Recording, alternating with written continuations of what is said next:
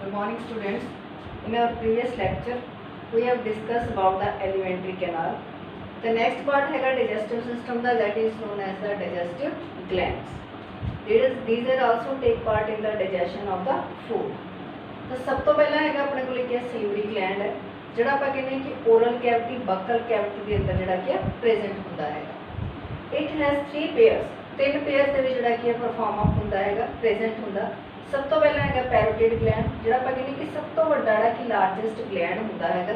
सिलिवरी जिहड़ा ग्लैंड होता कि पार्ट हुंदा हैगा, सिचुएटेड नीयर द ईयर, ਕੰਨ ਦੇ ਕੋਲੇ प्रेजेंट हुंदा हैगा. That opens near the second molar. Second molar का मतलब कि साडी जाड़ हुंदी है, सैकेंड हुंदी हैगी, ਉਹਦੇ अंदर जाके जिहड़ा कि ओपन आउट करता हैगा. क्योंकि salivary gland that is the duct gland. Duct का मतलब कि किसी पाइप के राही, ट्यूब के राही जिहड़ा कि ओपन आउट करता है अपनी सिक्रीशन जड़ियाँ कि प्रोड्यूस अप करता है. इस करके आप कई बार देखते हैं कि कई बार आप कहते कि कंन के कोले कि बहुत ज़्यादा इन्फ्लामेशन हो जाती है, स्वैलिंग हो जाती हैगी, जिसनों असीं मम्प्स का नाम देते हैं, पंजाबी के जिन्होंने घरेलू कहा जाता है. वो काहदे करके हुंदा कि पैरोटिड जिहड़ा ग्लैंड है उसके अंदर की बैक्टीरियल इन्फैक्शन वायरल इन्फैक्शन जिहड़ी कि अपनी रख हो जाती है. उस वायरल इन्फैक्शन के नाल कि पैरोटिड ग्लैंड जिहड़ा कि इन्फ्लामेट कर जाता, स्वैलिंग कर जाता है और उस डिजीज़ को क्या मम्प्स कहा जाता है. सैकेंड है बेटा अपने को सब लिंगुअल. लिंगुअल तो अपने को क्लीयर हैगा टंग, जिहदा मतलब कि ब्रीथ का टंग. एक है साडी कि टंग हुंदी है, जीभ हुंदी है, उहदे थल्ले जिहड़ा कि पाया जाता है opens into the floor of the oral cavity. जिहड़ी साडी ओरल कैविटी की फ्लोर है, जिहनूं असीं फर्श कह सकते, निचला पार्ट है, वो जगह के जाके क्या ओपन आउट करता है. थर्ड है बेटा अपने को सब मैंडीब्यूलर. मैंडीब्यूलर का मतलब की होंदा है, जो असीं दंदां की गल करते हैं, नियर लोअर जा, जो साडा जबाड़ा हुंदा, थलड़ा जबाड़ा हुंदा है, उहदे नेड़े प्रेजेंट हुंदा है. And opens near central incisor. जिहड़ा साडा सेंटर वाला इंसीजर हैगा उहदे कहना कि नेड़े जाके क्या ओपन आउट करता है. नैक्सट अपने को सिलिवरी ग्लैंड है, इसका मेन फंक्शन की होंदा है, ये अपने अंदरों की एक एंजाइम प्रोड्यूस करता है जिन्होंने सिलिवरी एमाइलेज कहा जाता है, इसको टाइलिन भी कहा जाता है. जिहड़ा की करता है जो साडा कि सुक्रोज होंदा फूड के अंदर जिहड़ा होंदा है उसको क्या माल्टोज के भी जिहड़ा कि कन्वर्ट करता है. एंजाइम्स का काम ही होंदा है बायोलॉजिकल एक्टिविटी नूं जिहड़ा कि परफॉर्म अप करना, कॉम्पलैक्स फॉर्म के सिंपलर फॉर्म के जिहड़ा कि कन्वर्ट करना. नाल दी नाल जिहड़ा सिलिवरी ग्लैंड है उसदे विच के लाइसोजाइम प्रेजेंट होता है. लाइसोजाइम की होंदा है that kills the bacteria. Bacteria इसनूं किल डाउन करता है. क्योंकि असीं ये तो नहीं कह सकते कि असीं जिन्ना मर्जी जिहड़ा कि फूड नूं की कवर करके जिहड़ा कि खाइए, लेकिन जदों कहते कि असीं उन्होंने गल्फ करते हैं, खाने हैं, तो उस दौरान कि कुछ बैक्टीरिया जिहड़े कि कहंदा कि साडे अंदर पास ऑन कर जाते हैं फूड के राही, जिहदे करके जदों कहंदा कि सिलिवरी ग्लैंड तक पास ऑन करते हैं तो सलाइवा के विच जिहड़ा कि लाइसोजाइम प्रेजेंट होंदा है, उन्हां कुछ बैक्टीरिया नूं जिहड़ा कि किल डाउन कर दिंदा है. सैकेंड है बेटा अपने को गैस्ट्रिक ग्लैंड. गैस्ट्रिक का मतलब कि जिन्हें असीं स्टमक की गल करते तो साडे स्टमक के अंदर जिहड़ा कि ग्लैंड प्रेजेंट होंदा है, जिहदे विच कि 3 टाइप जिहड़े कि सैल्स प्रेजेंट होंदे हैं. सब तो पहले आप गल करते हैं peptic cell, that is the largest cell होंदे हैं. They secrete the gastric digestive enzyme. 2 enzyme जिहड़े कि इहदे अंदरों सेक्रीट होंदे हैं. One is the pepsin and other is the rennin. दूसरा बेटा कि गैस्ट्रिक एमाइलेज. कुछ तो आप कहते कि सुक्रेज इत्थे आप कहते हैं कि डिजेस्ट हो जाता, लेकिन बाकी जिहड़ा कि गैस्ट्रिक एमाइलेज जिहड़ा कि हेल्प करता है. उस तो बाद बेटा गैस्ट्रिक लाइपेज. लाइपेज का मतलब की होंदा है फैट. तो 3 तरह की सेक्रीशन जिहड़ी आप कहते कि प्रोड्यूस अप होंदी है गैस्ट्रिक ग्लैंड दे विच. एक तो डिजेस्टिव एंजाइम्स होंदे हैं पेप्सिन ते रेनिन. दूसरा कि गैस्ट्रिक एमाइलेज होंदा है. तीसरा कि गैस्ट्रिक लाइपेज होंदा है. कुछ जिहड़े आप कहते गैस्ट्रिक जूसिस भी जिहड़े कि प्रोड्यूस अप होंदे हैं, वो बाकी सैल जिहड़े कि प्रोड्यूस करते हैं. सैकेंड अपने को बेटा ऑक्सेंटिक सैल, जिन्होंने कि पेरिएटल सैल कहते हैं.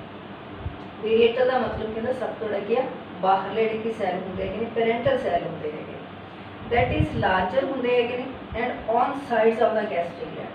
सारी गैस्ट्रिक ग्लैंड जिहड़े कि साइड के उपर जिहड़े कि प्रेजेंट होंदे हैं. These secrete HCl. साडे स्टमक के अंदर कि बेटा कि एसिड जिहड़ा कि प्रेजेंट होंदा है, that is known as the hydrochloric acid, जिसनूं असीं HCl कहते हैं. ਜਿਹੜਾ ਆਪਾਂ ਕਹਿੰਦੇ कि मेन रोल प्ले करता है फूड के डाइजेशन के। उस तो बाद बेटा की है कैसल्स इंट्रिंसिक गैस्ट्रिक फैक्टर, पिछे भी मैं पढ़ाया सीगा जो आप एलीमेंट्री कैनाल की सी, ते नाल दी नाल सिक्रीट करता कैसल्स इंट्रिंसिक गैस्ट्रिक फैक्टर, जिहड़ा की है करता है जो असी कहना कि विटामिन B12 लेने है उसकी अब्जॉर्प्शन के विच जिहड़ा कि रोल प्ले करता है। थर्ड सैल है बेटा अपने को म्यूकस। म्यूकस का मतलब कि ना जिन्होंने असीं चिपचिपापन कह सकते हैं।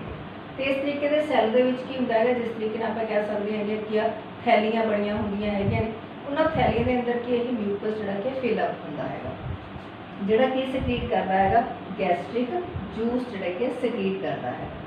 जिहड़ी अपने कोल की गैस्ट्रिक जिहड़ा अपने कोल की लेयर हुंदी है एपिथेलियल लेयर हुंदी है ਉਹਦੇ ਵਿੱਚ ਕੀ दो तरह के सैल पाए जाते हैं। एक हुंदा है एंडोक्राइन सैल हुंदा है, दूसरा दे विच हुंदा है स्टेम सैल हुंदा है। सब तो पहले आप गल करते हैं कि एंडोक्राइन सैल की। तो एंडोक्राइन सैल की है present on the basal part, base निचली साइड जितों आप कहते कि गैस्ट्रिक जिहड़ा ग्लैंड ਉਹਨੇ स्टार्ट होना है ਉਹਦੇ बेस के उपर जिहड़े की है प्रेजेंट होंदे हैं। It produces 3 type of the cells, 3 तरह के सैल प्रोड्यूस करते हैं, सेरेटोनिन, सोमैटोस्टैटिन ते हिस्टामाइन। जिहड़ा सेरेटोनिन हैगा ਉਹਦਾ की काम होंदा that is known as the vasoconstrictor. Vaso का मतलब होंदा ब्लड वैसल्स, कंस्ट्रिक्टर का मतलब होंदा है सुंगेड़ देना। जो आप देखते हैं कई बार बेटा अपने को कोई इंजरी हो जाती है, सट लग जाती है, लेकिन थोड़ी देर बाद आप देखते हैं कि ब्लीडिंग जी कि रुक जाती है। उसका रुकन का कारण की है सेरेटोनिन जिहड़े कि सिक्रीट होने शुरू कर देते हैं। ये सेरेटोनिन की करते हैं ब्लड वैसल्स जोड़ा कि सुंगेड़ देते हैं, जिदे करके आप कहते कि ब्लड का फ्लो जोड़ा कि स्लो हो जाता है। दूसरे में बेटा अपने को सोमैटोस्टैटिन। तो सोमैटोस्टैटिन की करते हैं suppress the release of a hormone from the digestive tract, क्योंकि बेटा जो हारमोनस होंगे है अगर ये कहना कि इन्हों की डेफिशिएंसी होंगी है या एक्सैस प्रोड्यूस होंगे है तो दोनों ही कंडीशन जी कि हार्मफुल होंगी है। तो सोमैटोस्टैटिन उस रोल प्ले करता है जो गैस्ट्रिक ट्रैक्ट के कि हारमोन की सिक्रीशन है वो ज़्यादा पीरअप हो जाती है तो कहना कि सप्रैस करना शुरू कर देते हैं उन्होंने हारमोन की रिलीज। तीसरा होंगे बेटा अपने को हिस्टामाइन। हिस्टामाइन आमतौर पर की है जो एलर्जिक कंडीशन होंगे ने उस दौरान जोड़ा कि प्रोड्यूस अप होता है। जो भी आप कहने कि अपनी बॉडी के कोई जोड़ा इंसैक्ट बाइट आउट करता है अपना कोई भी टॉक्सिक मटीरियल के साढ़े ब्लड के जोड़ा कि परफॉर्म अप करता है एंटर करवा देता है या किसी पोलन के द्वारा आप कहने हैं कि पोलन साढ़े अंदर कि पास ऑन हो जाते हैं तो उस दौरान क्या हिस्टामाइन प्रोड्यूस अप करता है that dilates the walls of the blood vessels. ये मेन रोल की प्ले करता है कि इन्फेक्शन हैगी जी एलर्जिक कंडीशन है सिर्फ कहना कुछ पार्ट तक रहे अगे पास ऑन ना हो, जिस करके हिस्टामाइन की करता है साड़ियाँ ब्लड की वैसल्स को खोल देता है। जिन्नियां ब्लड वैसल्स ज़्यादा खुलदियां ने उन्ना ब्लड का प्रैशर जोड़ा कि घट जाता है, जिन्ना प्रैशर घटूगा उन्नी इन्फेक्शन जी कि एक जगह तो दूसरी जगह तक जी घट पास ऑन होगी। इस करके आप देखते हैं कि जिस जगह के उपर भी अपनी इन्फेक्शन होंगी है सपोज करो किसी भी वास्प ने या किसी हनी भी ने बाइट आउट करता तो सिर्फ उस जगह के उपर की सूँ रेडनेस महसूस होती है। उसका कारण यही होंगे कि ब्लड वैसल जी ओपन आउट कर जाए डायलेट कर जाए खुल जाए काहदे करके हिस्टामाइन की प्रोडक्शन करके जिदे नाल आपां कहने कि ब्लड का फ्लो हौली हो जाता है और उस जगह के उपर की रेडनेस जी कि अपीयर अप होती है। सैकेंड है बेटा अपने को स्टेम सैल। तो stem cell these are the undifferentiated cell. Undifferentiated का मतलब की होता है जोड़े अपनी तरह के सैल नहीं परफॉर्म करते, अपनी कार्बन कॉपीज नहीं बनाते, लेकिन साड़ी बॉडी के बाकी जिन्ने भी सैल होंगे है वो सारे कहना कि परफॉर्म करने उन्होंने सारे बनाने क्या रोल प्ले करते हैं। तो स्टेम सैल का की काम होंगे कई बार कहता कि साढ़े की स्टमक के अंदर की डाइजेस्टिव ट्रैक्ट के अंदर की अल्सर अपीयर हो जाते हैं, जख्म हो जाते हैं ज़्यादा आप कहने कि एसिडिक फूड लैन के नाल। तो उस दौरान असी कोई भी ऑइंटमेंट का यूज़ नहीं कर सकते अपनी बॉडी के अंदर अपनी की स्टमक के अंदर। तो स्टेम सैल की करते हैं वो सैल प्रोड्यूस करते हैं जो सैल्स ने उन्होंने गिनती को इन्ना ज़्यादा इनक्रीज करते हैं जिदे करके कहना कि उस अल्सरस को कहना कि हील करते हैं उन्होंने अल्सरस जो कि ठीक करते हैं। थर्ड है बेटा अपने को gland that is the liver gland. That is the largest gland of our body. साडी बॉडी का सब तो वड्डा जिहड़ा कि ग्लैंड हुंदा हैगा डाइजेस्टिव जिहड़ा कि ग्लैंड हुंदा हैगा लीवर। सब तो पहले आपां कि लीवर दी स्ट्रक्चर करांगे। तो लीवर दे विच की हुंदा हैगा that has the two lobes, दो इहदे विच जिहड़े कि लोब हुंदे ने, one is the largest lobe and other is the smallest lobe.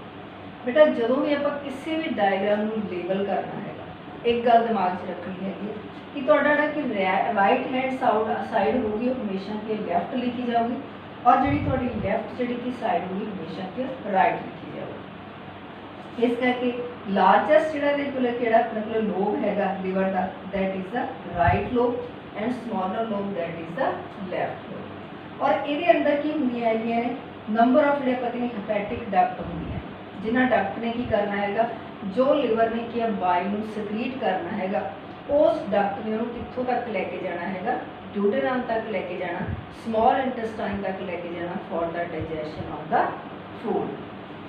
तो इसके अंदर कहना कि है तीन जिहड़ियां आपां कोल की है हेपैटिक डक्ट। हेपैटिक का मतलब की है लीवर का जिहड़ा बायोलॉजिकल नेम है दैट इज़ द हेपैटिक। तो ये जिहड़ियां इहदे विचों कि पाइप्स निकलदियां हैगियां ने that is known as the hepatic duct.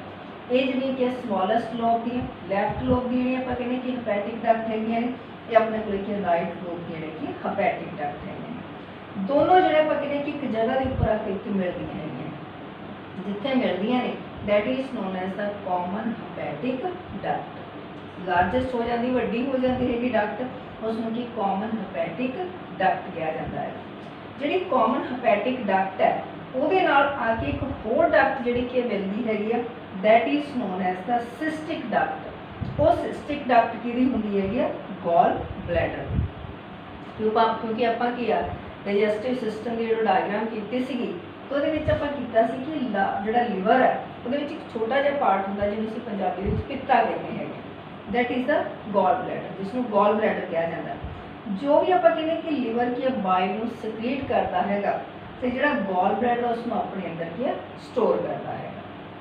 तो ये डक्ट भी कहना कि कॉमन जिहड़ा कि हेपैटिक डक्ट उहदे नाल जिहड़ी कि मिल जाती हैगी जिन्हों कि सिस्टिक डक्ट कहा जाता है।